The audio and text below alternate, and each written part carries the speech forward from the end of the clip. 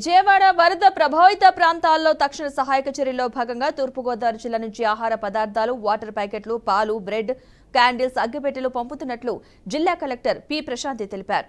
Camp కార్యాలయంలో స్వచ్ఛంద సంస్థలు, కంపెనీ ప్రతినిధులతో కలెక్టర్ సమావేశమయ్యారు. ఇప్పటికే విజయవాడకు 20,000 పాల ప్యాకెట్లు, జిల్లా నుంచి 2 లక్షల వాటర్ ప్యాకెట్స్, 10,000 పులిహోర పొట్లాలు, 20,000 అగ్గిపెట్టెలు, 20,000 కొవ్వొత్తులు, 75,000 బిస్కెట్ ప్యాకెట్లు, 50,000 బ్రెడ్ ప్యాకెట్లు పంపేందుకు ఏర్పాట్లు పూర్తి చేశారు.